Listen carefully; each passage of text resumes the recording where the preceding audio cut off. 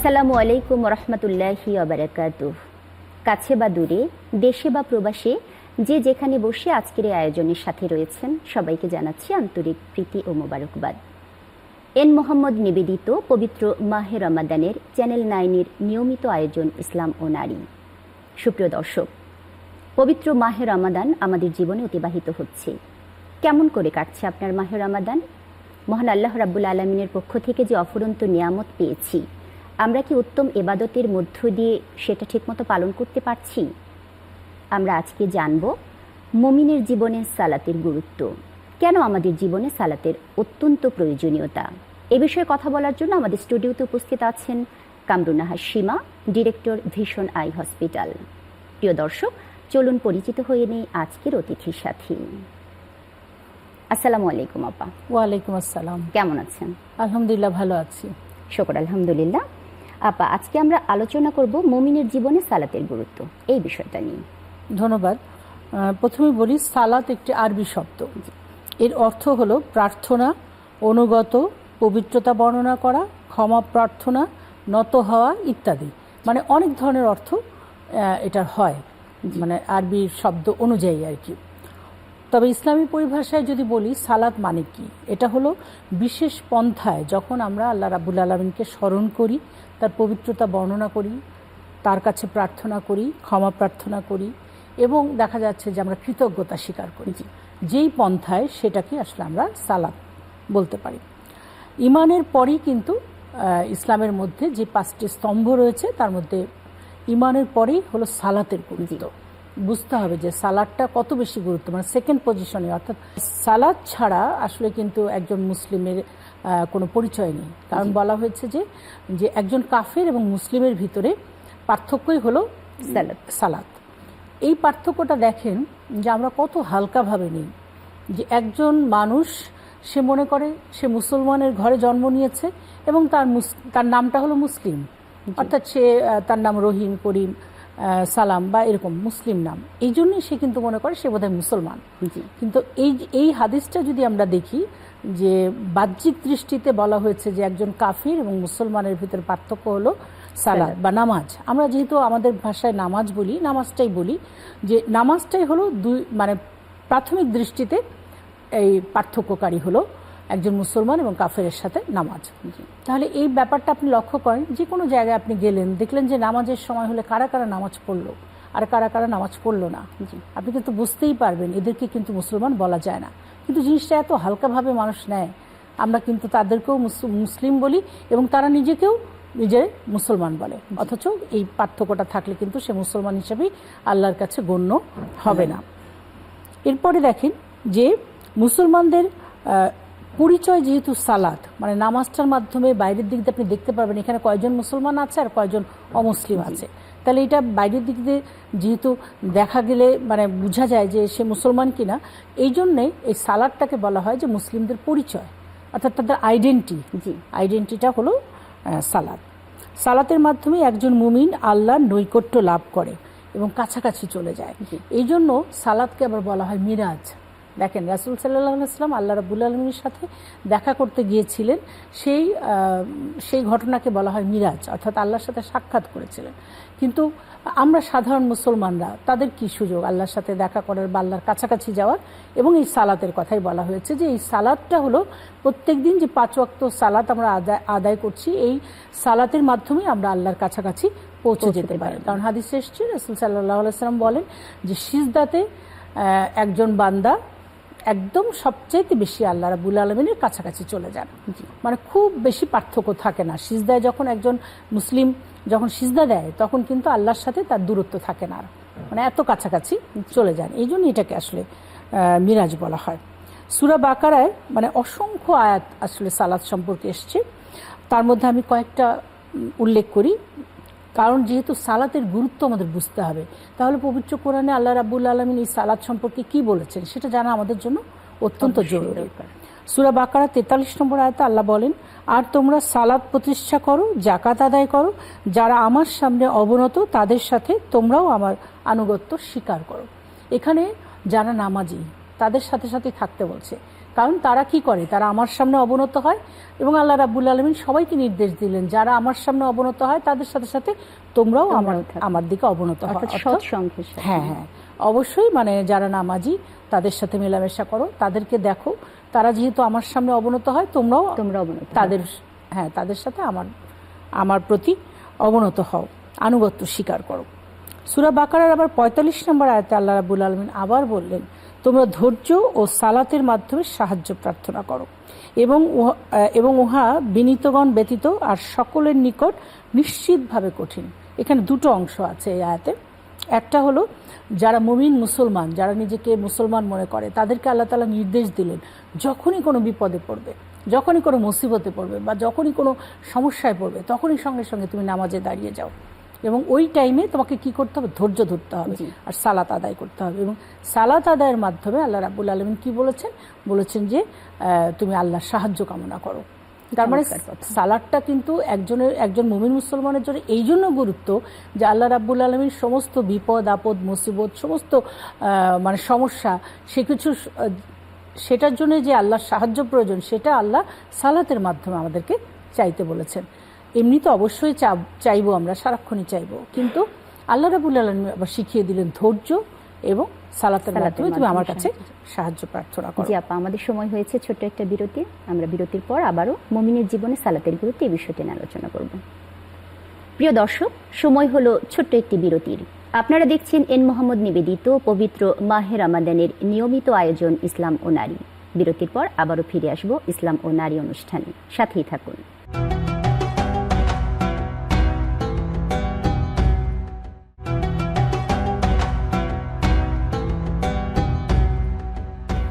প্রিয় দর্শক, বিরতির পর আবারও স্বাগত জানাচ্ছি এন মোহাম্মদ নিবেদিত পবিত্র মাহে রমাদানের নিয়মিত আয়োজন ইসলাম ও নারী অনুষ্ঠানের সাথে। আজ আমরা শুনছিলাম মুমিনের জীবনে সালাতের গুরুত্ব এই বিষয়ে। আপা, বিরতির পর আবারও স্বাগত জানাচ্ছি। যে বিষয়টা বলছিলেন মুমিনের জীবনে সালাতের গুরুত্ব এই সম্পর্কে।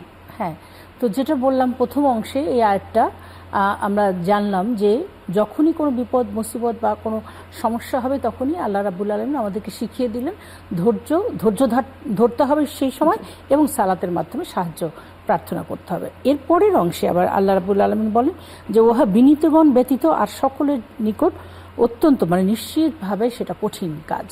আপনি দেখবেন যখন আমরা কোনো সমস্যায় পড়ে যাই, বিপদগ্রস্ত হয়ে যায়, যখন একটা বিপদ এসে পড়ে তখন কিন্তু আমরা ধৈর্য রাখতে পারি না, দুইটাই না, ধৈর্য রাখতে পারি না এবং তখনই যে আমি তাড়াতাড়ি নামাজে দাঁড়িয়ে যাব, এত বড় একটা বিপদ আসছে, এখন এত বড় একটা মুসিবত আসছে, এই সময় কি ডিসিশন নিব, কি সিদ্ধান্ত নিব, কিভাবে কি করব, তখন আমরা এত অস্থির হয়ে যাই। তখন আমাদের এইটাও মনে থাকে না যে নামাজ পড়ি, নামাজ পড়ে আল্লাহর কাছে সাহায্য চাই। এই জন্য কিন্তু বললো এই কোয়ালিটির লোকজন যারা মানে বিনীতগণ মানে বলতে যারা আসলেই আল্লাহর সাথে সবসময় বিনয়ের সাথে থাকে, আল্লাহর সমস্ত ফয়সালাকে মেনে নেয়। যেমন একটা বিপদ আসলেই সঙ্গে সঙ্গে একজন মুমিনের মনে হবে এই বিপদটা আল্লাহ তাআলার তরফ থেকে এসেছে, হ্যাঁ অবশ্যই আমাকে এর ভিতরে কোনো কারণ আছে বা এই সময় আমাকে ধৈর্য ধরতে হবে এবং আল্লাহর সাহায্য চাইতে হবে। শুধুমাত্র বিনীতগণই মানে যারা একদম আল্লাহর প্রতি নমনীয় থাকে, আল্লাহর আনুগত্য স্বীকার করে, তারাই কিন্তু ওই কাজটা করতে পারবে, ধৈর্যও ধরতে পারবে, সালাতের মাধ্যমে সাহায্য প্রার্থনা করতে পারবে। কিন্তু যারা এই রকম হবে না তাদের জন্য এটা নাকি অনেক কঠিন একটা ব্যাপার, তাদের মনেই আসবে না, তাদের মাথা গরম হয়ে যাবে, তারা অস্থির হয়ে যাবে, হ্যাঁ, এবং সিদ্ধান্ত নেওয়ার ক্ষেত্রেও তারা উল্টোপাল্টা করে ফেলবে, কারণ তারা আল্লাহর সাহায্য চায়নি এবং আল্লাহর সাহায্য না চাওয়ার কারণে তারা নিজেরা সিদ্ধান্ত নিয়েছে, নিজেরা ধৈর্য ধরতে পারেনি, তখন দেখা যাবে তাদের সিদ্ধান্ত অনেক উল্টোপাল্টা হয়ে যেতে পারে। তাহলে এখানে দুই ধরনের লোকই কিন্তু আল্লাহর সাহায্য কামনা করবে, যারা আনুগত্য পোষণ করবে, আর যারা অস্থির তারা কিন্তু তাদের জন্য এটা কঠিন হয়ে যাবে। এরপরে সূরা বাকারার 110 নম্বর আয়াতে আল্লাহ রাব্বুল আলামিন বলেন, আর তোমরা সালাত প্রতিষ্ঠা করো এবং যাকাত আদায় করো এবং যেসব নেকি তোমরা আল্লাহর কাছে অগ্রিম পাঠাবে তা তার কাছে পাবে, তোমরা যা কিছুই করো আল্লাহ তাআলা অবশ্যই এর সব কিছু দেখতে পান। এখানে আল্লাহ তাআলা স্পষ্ট নির্দেশ দিয়ে দিলেন যে তোমরা এই দুটো কাজ করো। একটা হলো যে শুধু সালাত আমি নিজে আদায় করলাম তাহলে কিন্তু হবে না, এখানে সালাত প্রতিষ্ঠা করার কথা বলা হয়েছে। এটা কিন্তু খুব মানে কি বলবো, এটা আমাদেরকে অত্যন্ত গুরুত্বের সাথে নিতে হবে। আমি একা নামাজ পড়লাম, আমার পরিবারের আর কেউ নামাজ পড়ে না, আমার সমাজে যারা নামাজ পড়ে না তাদেরকেও আমি কখনো বলি না, আমার রাষ্ট্রেও আমি কোনো ঘোষণা দেই না যে তোমরা সালাত আদায় করো। তো এক্ষেত্রে আমাদেরকে নির্দেশ দেওয়া হয়েছে যে সালাত প্রতিষ্ঠা করতে হবে। শুধু নিজে পড়লেই হবে না, সেই সালাতকে তোমার পরিবারে প্রতিষ্ঠা করতে হবে, তোমার সমাজে প্রতিষ্ঠা করতে হবে, অর্থাৎ দাওয়াতি কাজ করতে হবে যাতে মানুষ সালাত আদায় করে।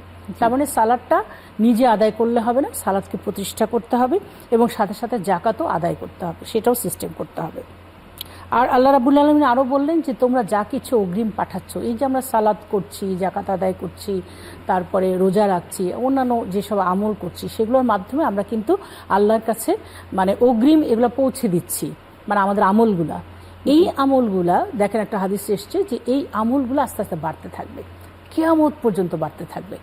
এখানে একটা উদাহরণ দেওয়া হচ্ছে যে মানুষের নেক আমলগুলোকে এমনভাবে বাড়ানো হবে, সেটা যেমন একটা বীজ আপনি যখন লাগালেন, ধানের একটা বীজ লাগিয়েছেন, সেখান থেকে একটা গাছ হলো, সেই গাছে আবার 7টা ডাল হলো, 7টা ডালে আবার দেখা গেল 7টা শীষ হলো, সেই এক একটা শীষে আবার দেখা গেল 100 ধান হলো।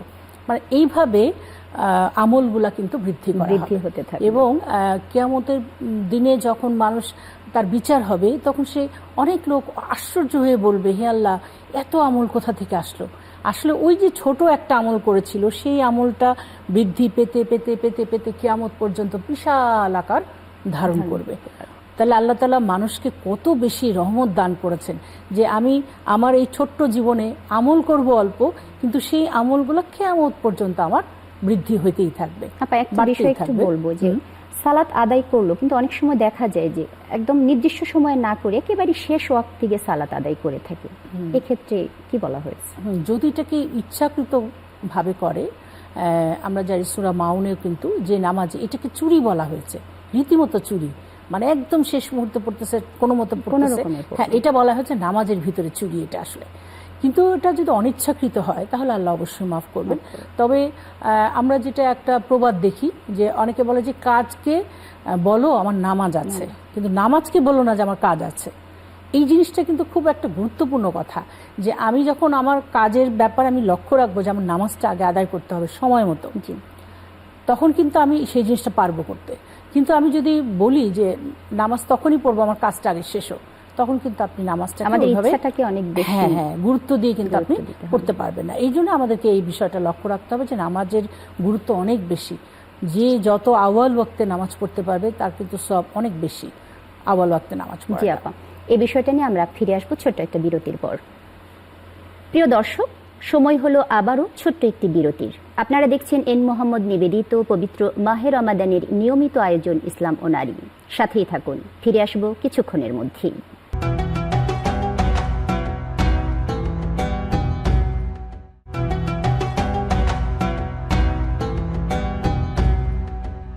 প্রিয় দর্শক, বিরতির পর আবারও স্বাগত জানাচ্ছি এন মোহাম্মদ নিবেদিত পবিত্র মাহে রমাদানের চ্যানেল 9-এর নিয়মিত আয়োজন ইসলাম ও নারী অনুষ্ঠানে। আমাদের সাথে অতিথি হিসাবে রয়েছেন কামরুন নাহার সীমা। চলুন চলে যাই অতিথির কাছে। আবারও ধন্যবাদ আপনাকে। আমরা বিরতির পর ফিরে এসেছি। মুমিনের জীবনে সালাতের গুরুত্ব, এই বিষয়টা নিয়ে বলছিলেন। ধন্যবাদ। এই যে সালাতের গুরুত্ব দেওয়ার ক্ষেত্রে আরেকটা বিষয় লক্ষ্য রাখতে হবে যে আমাদের সন্তানদেরকে, পরিবার পরিজনদেরকে সবসময় রাসূল সাল্লাল্লাহু আলাইহি ওয়াসাল্লাম বলেছেন সালাতের জন্য তাগাদা দিতে। এই একটা কাজের কথা রাসূল সাল্লাল্লাহু আলাইহি ওয়াসাল্লাম সবসময় বলতেন যে তোমরা পরিবার পরিজনদেরকে সালাতের জন্য তাগাদা দাও। মানে আমরা যদি এটা থেকে মানে বিরত থাকি, অর্থাৎ আমি দেখা গেল তাগাদাই দিচ্ছি না, আমার বাচ্চাকেও দিচ্ছি না, ওয়াইফকেও দিচ্ছি না, বা আমরা হাজবেন্ডকে দিচ্ছি না, এরকম কিন্তু হতেই পারে। অনেকে এই জিনিসটাকে গুরুত্ব দেয় না, ভাবে যে বারবার বলি, পড়ে না, আর বলবো না, নিজেরা বলা যাবে না। না, এরকম মানে ধৈর্য হারা হওয়া যাবে না যে 2 দিন বলছি, 3 দিন বলছি, আর বলবো না, তা না, সবসময় এটাকে তাগাদা দিতে হবে। দ্বিতীয় আরেকটা জিনিস যেটা হাদিসে এসেছে যে নামাজ হলো বেহেশতের চাবি। আপনি অনেক ভালো কাজ করছেন দুনিয়াতে, অনেক দান সাদকা করছেন, রোজাও হয়তো রাখেন, কিন্তু নামাজটা আপনি পড়েন না ঠিক মতো। এটা হলো বেহেশতের চাবি। আপনি বেহেশতে ঢুকবেন কিভাবে? একটা জায়গায় ঢুকতে গেলে যে চাবিটা লাগে, সেই চাবিটাই যদি আপনার না থাকে, তাহলে আপনি কিভাবে আশা করেন যে আপনি জান্নাতে ঢুকতে পারবেন? তাহলে নামাজের গুরুত্ব কিন্তু অনেক বেশি একজন মুসলমানের জন্য। এরপরে দেখেন যে নামাজটা এমনভাবে আল্লাহ রাব্বুল আলামিন আমাদের জীবনে দিয়েছেন, এটার জন্য 5 বার ওযু করতে হয়, এবং ওযুর মাধ্যমে কিন্তু আমাদের গুনাহ ঝরে যায়। বলা হচ্ছে যে গাছের শুকনা পাতা যেভাবে ঝরে যায় নাড়া দিলে জি জি পড়ে যায়, ঠিক তেমনিভাবে আমাদের শরীরের হাতের থেকে, চোখের থেকে, মুখের থেকে, সব জায়গা থেকে আমাদের গুনাহগুলো আল্লাহ ঝরিয়ে দেন। এবং এখানে একটা হাদিস এসেছে যে এক নামাজ থেকে আরেক নামাজের মধ্যবর্তী যে সময়টুকু, সেই সময়টুকুর মধ্যে আল্লাহ রাব্বুল আলামিন ওই সময়টুকুর মধ্যে যদি কেউ সগীরা গুনাহ করে থাকে তাহলে সেটাও কিন্তু আল্লাহ রাব্বুল আলামিন মাফ করে দেন। সুবহানাল্লাহ। তাহলে 5 বার যে নামাজ পড়ে, একজন লোক যদি দিনে 5 বার গোসল করে, তার শরীরে নিশ্চয়ই কোনো ময়লা থাকার কথা না, পবিত্র হয়ে যায়। হ্যাঁ, অবশ্যই। ঠিক তেমনি ভাবে একজন মানুষ যদি 5 ওয়াক্ত নামাজ পড়ে, তার তো গুনাহ থাকার কথা না, কারণ আল্লাহর ওয়াদা এটা যে নামাজ পড়লে তার গুনাহগুলো আল্লাহ মুছে দেবেন। হ্যাঁ, আবার আছে যে সুন্নত নফল এগুলো পড়লে পারে কিন্তু আমাদের যদি মূল নামাজে কিছু ভুল ত্রুটি থাকে সেটাও কিন্তু আল্লাহ তাআলা ওটা কভার করে দিবেন সুন্নত নফল দিয়ে। তাহলে নামাজ কিন্তু অনেক গুরুত্বপূর্ণ একটা বিষয়। এ ব্যাপারে আবার সূরা বাকারায় 238 নম্বর আয়াতে আল্লাহ রাব্বুল আলামিন বলেন, তোমরা সালাত সমূহের উপর গভীরভাবে যত্নবান হও, বিশেষ করে মধ্যবর্তী সালাত, এবং তোমরা আল্লাহর জন্য বিনীতভাবে দাঁড়িয়ে থাকো। এখানে সালাতের গুরুত্বের কথা বোঝানোর জন্য আল্লাহ রাব্বুল আলামিন এই আয়াতে বলেছেন যে আমাদের মনোযোগ দিতে হবে, গভীরভাবে মনোযোগ দিতে হবে। এবং মধ্যবর্তী নামাজ অর্থাৎ তাহাজ্জুদের নামাজ সেটা আল্লাহর কাছে খুবই প্রিয়। এবং এই সময়টা আল্লাহ রাব্বুল আলামিন নিচের আসমানে নেমে আসেন এবং আল্লাহ রাব্বুল আলামিন আহ্বান করতে থাকেন, আমার বান্দা কে কোথায় আছো, তোমরা আমার কাছে এখন যা চাইবে আমি তোমাকে তাই দিব।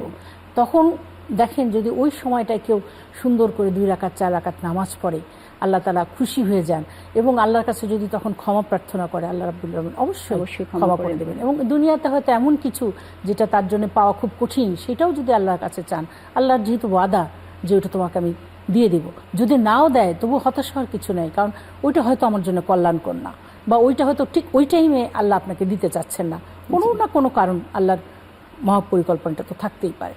তাহলে আমাদের এই মধ্যবর্তী নামাজকেও কিন্তু অনেক বেশি গুরুত্ব দিতে হবে, যে টাইমে আল্লাহ আমাদের দোয়া কবুল করবেন, আমাদেরকে ক্ষমা করে দিবেন। এরপরে 277 নম্বর আয়াতে বাকারার, এখানে আল্লাহ রাব্বুল আলামিন বলেন, যারা আল্লাহর উপর ঈমান এনেছে এবং ভালো কাজ করেছে, সালাত প্রতিষ্ঠা করেছে, তাদের কোনো ভয় থাকবে না এবং তারা সেদিন চিন্তিতও হবে না।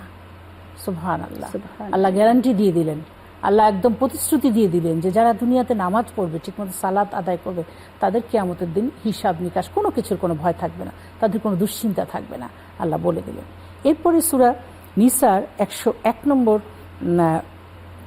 আয়াতে আবার কসর নামাজের কথা বলা হয়েছে। এটা একটু সংক্ষেপে বলি, এটা অনেক ডিটেলস একটা ব্যাপার। যে অনেক সময় দেখা যায় যে আল্লাহ, আমরা কোথাও সফরে গেলাম, তো সেই ক্ষেত্রে আল্লাহ নামাজটাকে কসর করে দিয়েছেন, মানে কমিয়ে দিয়েছেন। এই কমিয়ে দেওয়াটা দেখেন কত ভালো একজনের জন্য। একজন যখন জার্নিতে যায় তখন তার নামাজ পড়াটা কত কঠিন হয়ে যায়, কিন্তু আল্লাহ এখানে কমিয়ে দিয়েছেন। আপনি এক জায়গায় বেড়াতে গেলেন, সবাই গল্প করছে, আপনি নামাজ নিয়ে বসলেন, এত বড় নামাজ, কিন্তু দেখেন আল্লাহ কত সহজ করে দিয়েছেন, এই অল্প নামাজ পড়লেই তখন হবে। তো এরকম সব কিছু বিবেচনা করলে নামাজের ব্যাপারেও কিন্তু আল্লাহ তাআলা অনেক সহজ বিষয়ও রেখেছেন। এরপরে সূরা নিসার 102 নম্বর আয়াতে সশস্ত্র থাকার নির্দেশ দেওয়া হয়েছে। মানে একটা গোষ্ঠীকে আল্লাহ বলছেন যে তোমরা পাহারা দেবে, আর আরেকটা গোষ্ঠী সশস্ত্র অবস্থায় থাকবেন। দেখেন মানে কত বুদ্ধিভিত্তিক ব্যাপারটা। সবাই যদি নামাজে দাঁড়িয়ে দেয়, তাহলে শত্রু আক্রমণ করলে তখন কিন্তু একটা ম্যাসাকার হয়ে যাওয়ার সম্ভাবনা থাকে। এই ক্ষেত্রে কিন্তু নামাজের ক্ষেত্রে শিথিলতা আনা হয়েছে। এরপরে আরেকটি আয়াত উল্লেখ করি, যে সেখানে সূরা নিসার 103 নম্বর আয়াতে আল্লাহ রাব্বুল আলামিন বলেন, যখন তোমরা সালাত সমাপ্ত করবে তখন দাঁড়িয়ে, বসে এবং শুয়ে আল্লাহকে স্মরণ করবে। যখন তোমরা নিরাপদ হবে তখন যথাযথ সালাত কায়েম করবে। নির্ধারিত সময়ে সালাত কায়েম করা মুমিনের জন্য অবশ্য কর্তব্যের কথা আল্লাহ রাব্বুল আলামিন এভাবে বলে দিয়েছেন। এবং সালাতের জন্য আমাদের আখিরাতে থাকবে মহা পুরস্কার, যেটা আমাদের একটাই কাম্য, যে আমরা যাতে মহাপুরস্কার মানেই তো জান্নাত, মহান আল্লাহ রাব্বুল আলামিনের ক্ষমা পাবো, সালাত যাতে আমরা আদায় করে এই জান্নাতটাকে আল্লাহর কাছ থেকে নিয়ে নিতে পারি। জি আপা, অনেক ধন্যবাদ। খুব চমৎকার করেই বলছিলেন যে মুমিনের জীবনে সালাতের গুরুত্ব, এবং আমরাও চাইবো এবং প্রিয় দর্শকদের উদ্দেশ্যেও আমরা বলবো যে এই সালাত আদায়ের মধ্য দিয়ে যেন মহান আল্লাহ রাব্বুল আলামিনের ক্ষমা পেয়ে আমরা যেন জান্নাত লাভ করতে পারি। আমিন। সুপ্রিয় দর্শক, পবিত্র মাহে রমাদানের নিয়মিত আয়োজন ইসলাম ও নারী অনুষ্ঠান। প্রতি পর্বেই আমরা জীবন ঘনিষ্ঠ কোনো না কোনো বিষয় নিয়ে আলোচনা করে থাকি। আজও আমরা আলোচনা করেছি মুমিনের জীবনে সালাতের গুরুত্ব। আমরা সচেতনভাবে আল্লাহ ভীতি রেখে নিয়মিত সময় মতো সালাত আদায় করব এবং মহান আল্লাহ রাব্বুল আলামিনের ক্ষমা লাভ করব। সবার জীবনে পবিত্র রমজান অনাবিল কল্যাণ নিয়ে আসুক, এই প্রত্যাশা ব্যক্ত করে আজকের আয়োজন থেকে এখানে বিদায় নিচ্ছি। সবাই ভালো থাকবেন, সুস্থ থাকবেন এবং কল্যাণের পথে থাকবেন। আসসালামু আলাইকুম ওয়া রাহমাতুল্লাহি ওয়া বারাকাতুহু।